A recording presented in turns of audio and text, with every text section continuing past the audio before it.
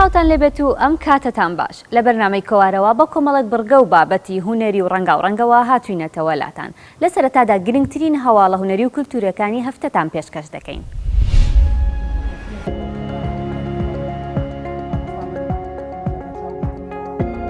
نوێترین ئەلبومی گۆرانی هونەرمەندی گۆرانیبێژ عەدنان کەریم بە ناوی شەوبا لە هەردوو شاری سلێمانی و هەولێر بڵاو کرایەوە. ئەلبومەکە لە ساڵی 2016 تۆمار کراوە، بەڵام لە ئێستادا بڵاو کرایەوە. ئەم ئەلبومە لە سێ گۆرانی پێکدێت و تێکستی شعرەکانی هی هێمنی شاعرن. ئەلبومەکە لە وڵاتی چیک بەرهەم هاتووە و گروپی ئۆرکێسترای نیشتیمانی چیک ژەنیاری میوزیکی گۆرانیەکانن.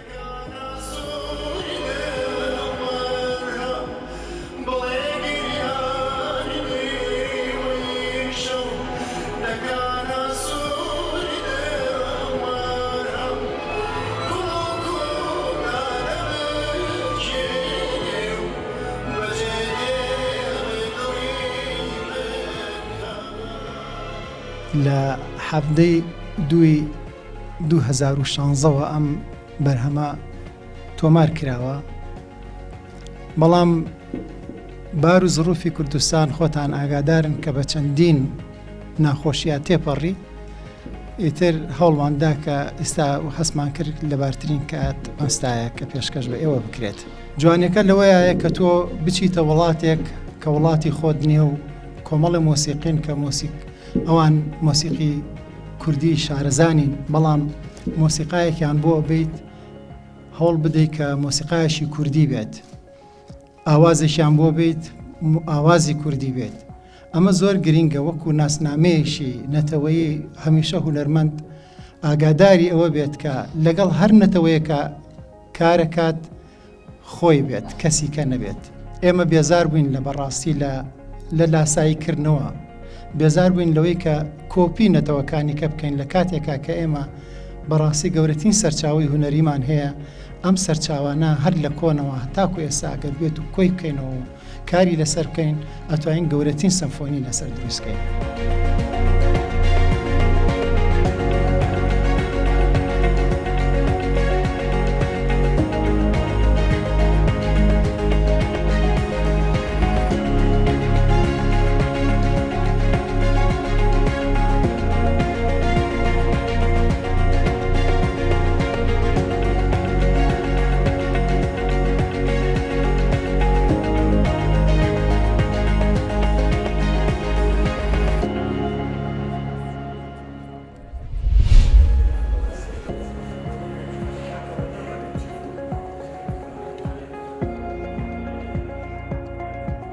لە پێشەنگەیەکی شێوەکاریدا وەزارەتی ڕۆشنبیری و لاوان بەڕێوەبەرایەتی گشتی ڕۆشنبیری و هونەری هەولێر بەشی هونەری شێوەکاری پرۆژەی هەڵوەرینی سوفیان جەلالی لە گەلەری میدیا پیشاندا.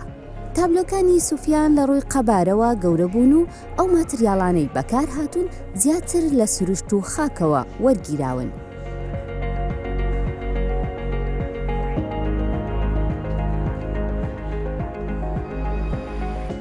پرۆژەی هەڵوەرین یەکەم کاری نمایشکراوی منە کە ماوەی 2 ساڵ و نیو کارم تیا کردبوو.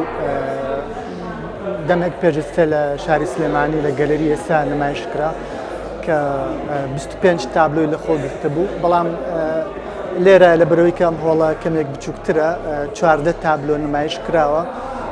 تابلۆکان لە نێوانی قەبارەیان لە نێوانی 3 مەترونی و تاکو 3 مەتر و 80 سانتیمە کەرەستە و مادەی زۆری تیا بەکار هاتووە کە بوون بە تێمای سەرەکی کارکردنی من. ئەو کەرەستە و مادانی کە من بەکارم هێناوە هەنێک جار تەنیا ڕۆڵێکی ستاتیکی بۆ کارکردنی منە گەڕێت بۆ ئەو دنیایی کە ئەتەوێ بیخۆکەن.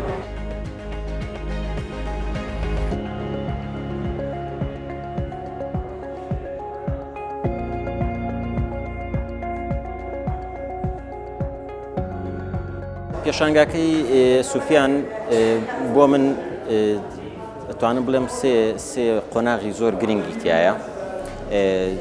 یەکێکیان کۆنسێپتێکی دیاریکراو هەیە کە سوفیان ئیشی لەسەر کردووە، ئەجوایەکی عام هەیە لە ڕووی ناوەڕۆکەوە کە ئەمە بۆ ئیشی بەتایبەتی لە هونەری نوێیە زۆر بابەتێکی زۆر گرنگە. دووەمیان مەسلەی شێوازی ئیشکردن و تەکنیک لە ئیشەکانی سوفیانە زۆر خزمەتی ناوەڕۆکی ئیشەکانی کردووە، زۆر وەستایانە لە ڕووی تەکنیکەوە ئیشی کردووە. خاڵی سێمیشیان مەسلەی قەبارەی تابلۆکانە کە بەبێ هۆ نەبووە لە لای سوفیان، خزمەتێکی زۆر باشی ناوەڕۆکی ئیشەکانی کردنی تەواوی پرۆسەی ئیشەکەی کردووە.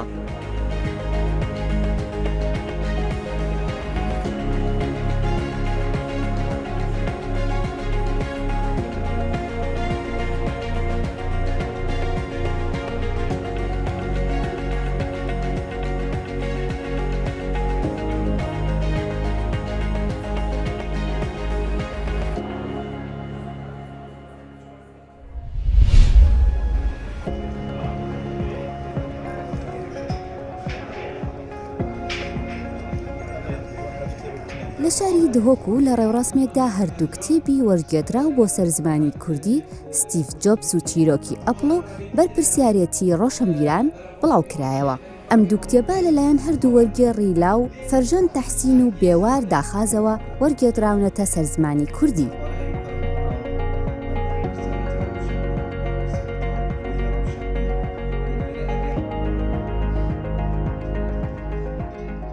Evê pertûkê da dest pêkê pênasekê de rawşenbîrkiya ronalbîrkiya piştî hingî hêtin cêwaziyekê exîdet navbera rawşenbîrê Ewropî ewêl 100 saliya hevdê û hejdê derketî digel rawşenbîrê Rojhelat an rawşenbîrê ev devera em têda dijîn berawirdiyekê diketin çawan ew peyda bûn çawa rawşenbîrê vê deverê peyda bû. Saloxetê wê rawşenbîrî çi bûn, çi bû wî civakî kiriye.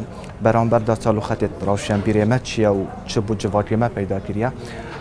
Lew em dibînin ku rawşenbîrê Ewropî rast ji pêtiviyatiyê rawşa wê deverê derket bû.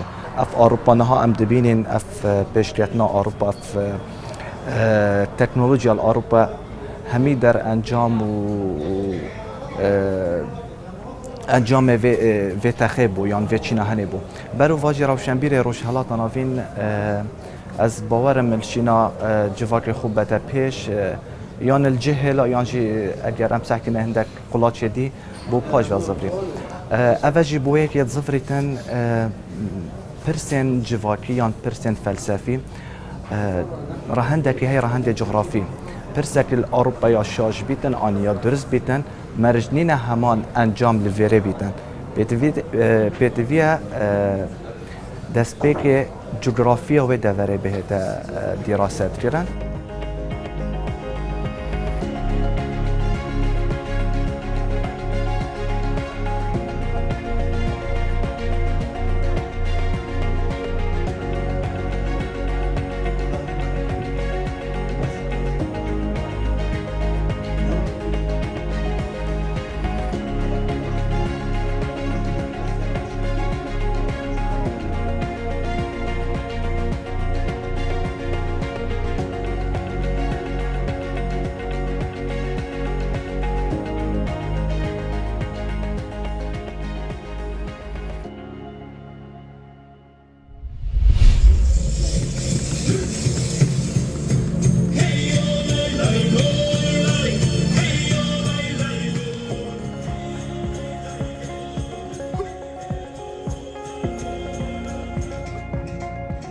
شانۆکارانی چەمچەماڵ شانۆیی سێوی 21یان لە شاری هەڵەبجە نمایش کرد.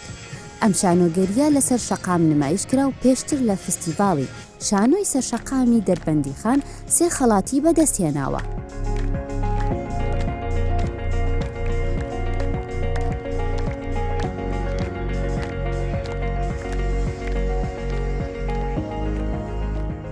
شانۆیەکەمان شانۆیەکی ژینگەی جیهانیە باز لە ژینگە کات کە ئێمە هەموو مرۆڤێک پێویستە کە ژینگە بپارێزێت پێویستە کە ئەگەر ئێمە بەم دۆخە بڕات هەمیشە لە پێزبوونی ژینگە بین بە تایبەت سەرمایه‌دارەکان ئەوەی کە خۆیان ئیدعای ژینگە پارێزیەکەن ئەوە هەوڵەن کە ژینگەمان بپارێزن و هەمیشە هەوڵەدەن غاباتەکانمان دارودارستانەکەمان ئەبڕنەوە لە جێگای شەریکات دروستەکەن. اینجامە پەیامێکە بۆ هەموو خەڵک بۆ هەموو جیهان کە هەبێ هەوڵدین کە هەمومان دەست بە ژینگە وگرین ژینگە پارێزین بۆی ژینگەیەکی جوان و تەندروستمانە بێت.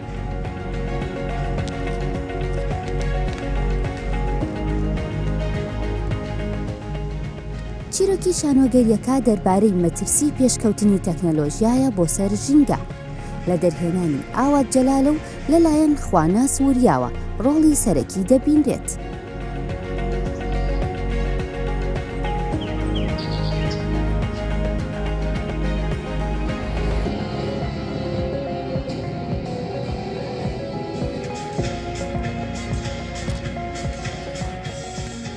شانۆکەی ئێمە وەکو ڕۆڵی خۆم باسکەم ڕۆڵی سەرەکیم هەیە هەر لە سەرەتای لەدایک بوونمەوە زیاد کەمینە عەزێتی زۆرینە ئەدا بۆ نمونە زۆرینە باغ دروستەکە گوڵ ئەشێنێت کۆمەڵە ئیشی جوانەکە هەمیشە کەمینە ستەمیان لێەکە کەمینەکان کرد سەرمایه‌دارێکی وەکو منە بەجلێکی بەم شێوەیەوە من گوڵک ئەوانی کە چانویانە ئەیشکێنم ئەو دارانی کە هەن ئەیبڕمەوە لەجێ ئەوانە معمەلدانم بە پارە هەموو ئیشەکیان پێیەکەم و هەتا لە کۆتاییە پارەش ئیسفادی نامێنێ زەوی ئەوەستێ و ئۆکسیژین نامێنێ هەر لە دەست خۆمە.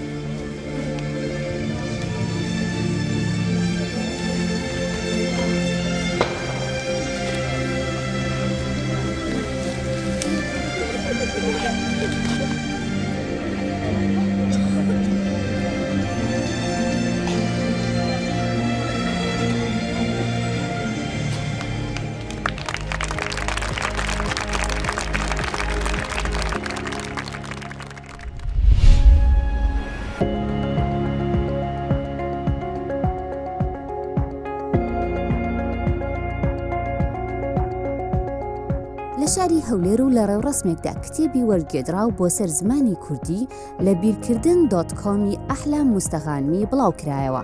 ئەم کتێبە لەلایەن کۆسرەت ئەحمەدەوە کاری وەرگێڕانی بۆ ئەنجام دراوە. کتێبەکە باس لە گرنگی لە بیرکردن دەکات بەرامبەر بە بەسەرهاتەکانی ژیان و مرۆڤەکان.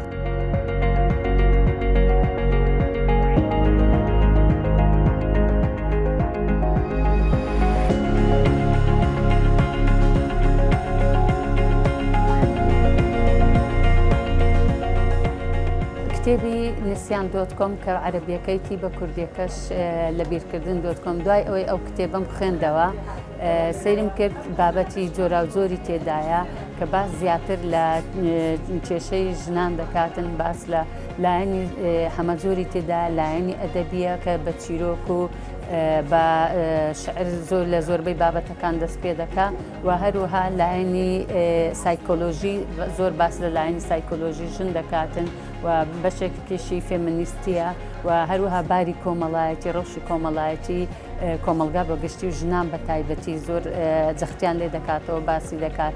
دوای خوێنەوەی ئەم کتێبە بینیم کە ئەو ئامۆژگاریانە و ئەو ڕێنوێنەی کە لە نێو کتێبەکەیدا هەیە کە زیاتر خۆی ئەحلام مستەغانمی لە بۆ ژنانی عەرەبی نووسیوە و لەبەر ئەوەی ڕەوشی ژنانی عەرەب چ لەلایەن ئاین و کلتور و لە زۆر لایەنی دیکە ئێمە لێک نزیکین هەموو گەلانی ڕۆژهەڵاتی ناوین لە یەکتر نزیکین لەبەر هەندێ بە پێویستم زانی ئەو نووسینە کە ئەو ڕێوانە وەکو ڕێوانێکی ئەدەبی وایە کە بە عەرەبی نووسراوە بە پێویستم زانی ژنانی کوردیش بیخوێندنەوە لەبەرەوە ئەوانیش سوودی دڵنیام کە سوودی لێ دەبینن.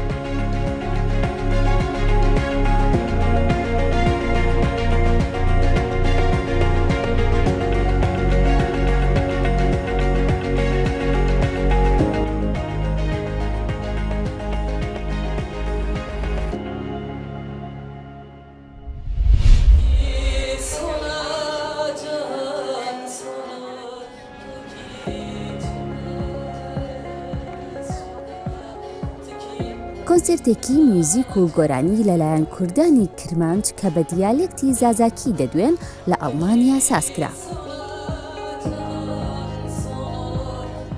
دەستگەین من نەتەوەیی کولتوری چاندی کۆنەدن لە ئەڵمانیا لە دەربای وڵاتانی لە ئەوروپا زازا و کورمانج جودا نینن ایوان مشترکین هفرانه لما گله کی کلی کو کرمانشکی یا زازاکی داخفن جی خود ناو کمالندن دا aktifin گله کی aktifin ناو siyaset partiyan da aktifin lehenik cihan da je evki men dezgein men taybeti yani ciberku carcara icab dike ku meriv şevin kültürü folkloru çebike serhenik perskrekin taybeti civina çeke جایی که بنو جایی که نه بنو بزرگ ناجی که جنج ما بیو نام خود یوسف بیو کۆنسێرتەکە بە مەبەستی بە زیندوهێشتنەوەی دیالێکتی زازاکی ئەنجام درراوە. لە کۆنسێرتەکەدا ژمارەیەکی زۆر لەو کوردانەی لە دەرەوەی کوردستان دەژین ئامادە بوون.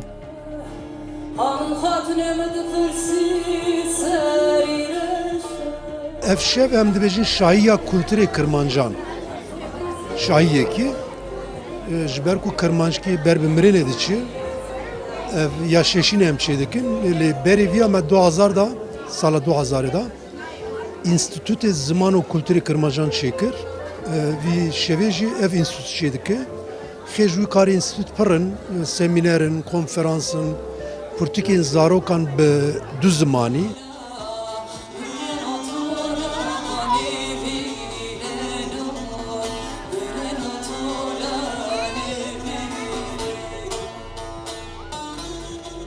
Şevames em hatim bahev das şeva jvaniye zvanê diya me kirmanckî zazakî em dibêjin yakî kilamekî stranekî min gotikî ew kî gişt zvanê me bû giştî serê evînê bû gişt stranê dilê me bû dilê me derketin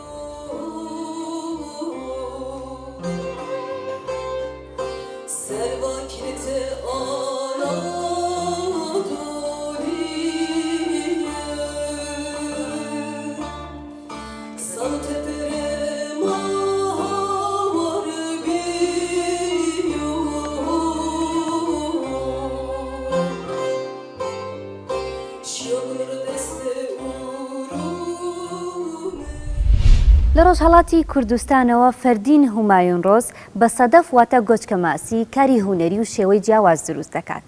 فەردین دەڵێت گۆچکە ماسیەکان پێویستیان بە لێهاتووی و زیرەکی و شارەزایی هەیە چونکە زۆر ناسکن و لەوانەیە بەدەستەوە بشکێن.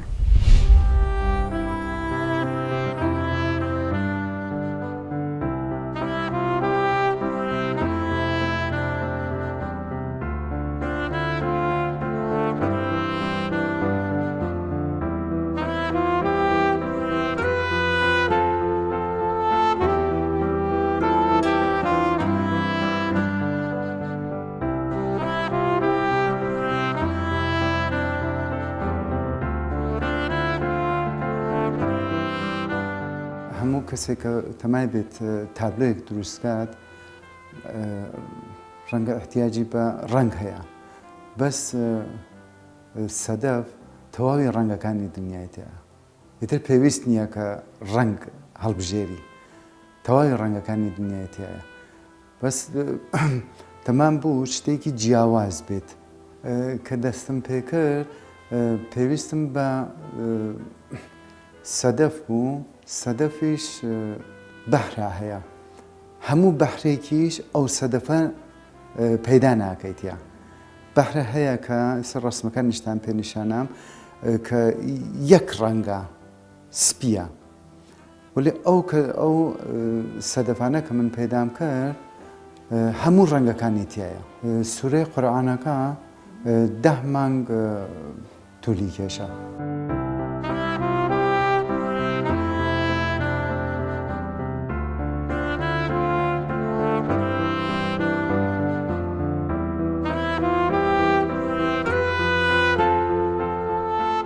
بۆ پیشانگاکەم لە تەبریز من بووم بە مەدرەکێکیاندا پێم 6 مانگ توولی کێشا 6 مانگ خایانی کە ئەو بەس متاڵعەیان ئەکرد بزانن کە کەسێکی تر هەیە ئەو ئیشەی کردوێت دوای 5 مانگەوە دووە ئەو دکتۆرای ئفتخاریانە پێمدا.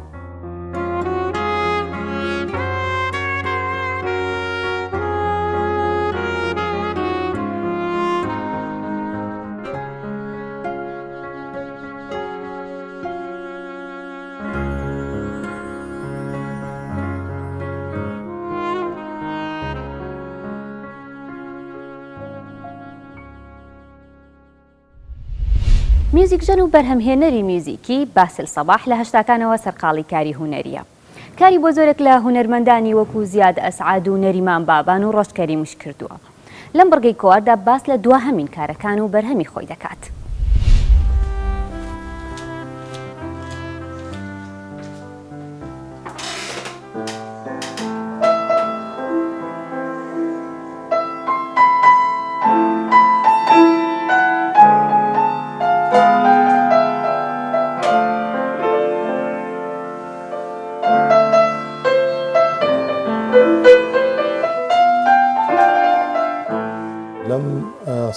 ساڵی 2009 دوو سێدیم ئامادە کرد ئەویش تقریبە چەند ساڵەکە تا خەریک بووم پێ یەکێکیان ناوی پیانۆ دریم هێڤنە ینی تۆزێ بۆکۆ بەناوی خۆی پیانۆیە شتەکان خاوە ئەو یەکەشیان ناوی هاوس دریمسکایە هاوس ینی تۆزێ گۆرانی خێرا و سەریە سەیری خۆت کە تەماشاکە لە دوای من چیت بەدەستێ ئەو کەسەی تۆ شەڕێ کرد ئەو پێم بێڵێ موزیکەکە خۆی ئاوازی نەریمان بابانە تەکسی خۆ ئەویشە موزیکەکە من با بڵێم لەسەر ئەوەی خۆم دروستم کردووە کەوا من تێگەیشتم ئەو چی ئەوێ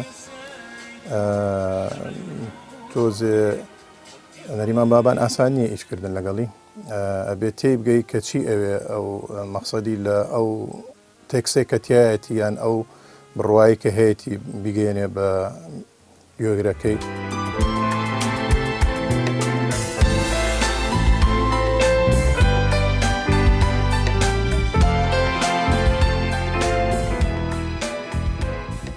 من کارم لەگەڵ زۆر هونەرمەند کردووە با بڵێن ئەمە دزەیی کۆن کردومە لەگەڵی لەگەڵ زیاد ئەسعادم کردووە لەگەڵ ئەمە لە کاتی لە کوردستان بووم زۆری و لە ئەوروپاش لەم فترەی کە لە ئەوروپا بووم زۆر هونەرمەندی ئەوانەی کە لە ئەوروپا کارم لەگەڵ کردبن ڕۆژکەریمە نەریمانە چەند هونەرمەندێکی کەشن لەوانەیە ناویان نەبێ.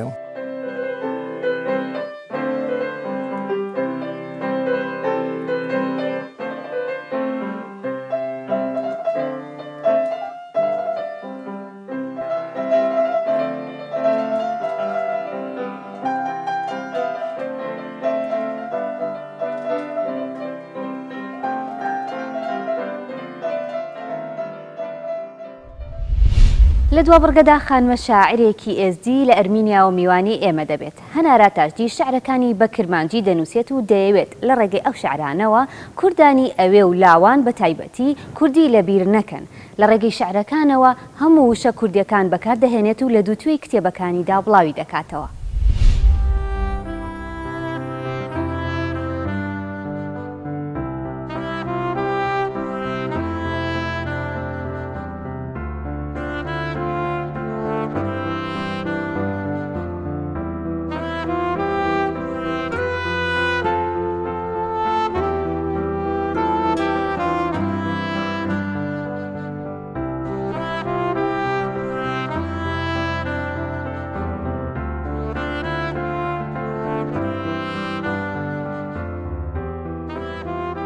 چهارده سالی خدا من دست بنویساری گریه من گله که هش شعر فێری گێ و سب دکر بەکە هەما فێری تەقسیرە فێری گێ و سب سەرمن بۆ ئەکی منویسی شش کتێبێ من ڕۆنایی دیتنە یا هەفتاژی وێ زووترێکی ڕۆنایی ببینێ ناوی کتێبە منە ئاولن کوڵا شەنگاڵێ دلێ شکستی گومانا من دۆستی براتی دیرن ژاڕۆیێ ئێشە ئەڤینێ یا هەفتێ هێسرێ لاڵشێ دلێ من دیسا کوردک هەوگەرە دلێ من دیسا کوردک هەوگەرە ئێش دەردێن گران لێ دەهێوەرە ئاگر و ئاڵاف شەوەت بێکەتیە چاتەن دوورگە گۆرخۆڕا بێکەتیە دەکم و ناکم دەنگ نای برینێ خیندن نەقەتەلەوە برینێ بارێ پرگران لەسەر ملێمە زەحمەتی دەدا دڵ و جەرگێنمە داخە فەرمانێ نەپەردێشینە ئەو برینە کوورمە دزێرینە فەلەکە بێبەخت مێڕەویە هەلبەستن سەر وڵات پارێزیێ سەر بندەستیان بندەستیێ آشتیه ملت حزیه دوستی و براتیه راست پارک جی خواهی اوینیه دگره تمام ژانرا هاتیه نویساری هلبسته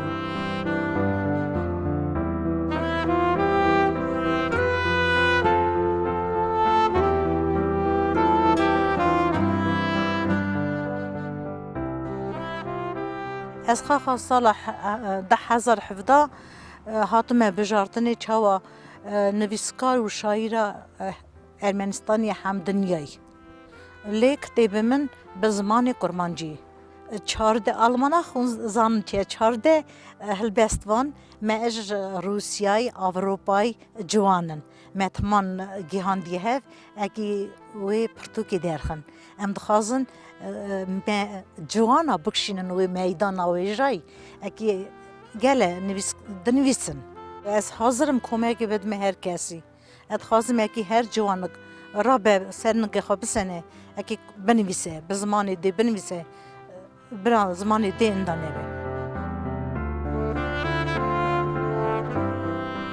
ام بوم پپو که بر دور دیدنو کا دلقوانی مگه دادا اوان جیروک پر ضعف بون به 100,000 مینا کلجان وان بریندارا هفته 4 جاره دور me زورنی بونا چه بیجن کوکا me بری اولو آخرت ام نادن کسی ام بجن بنانه تسی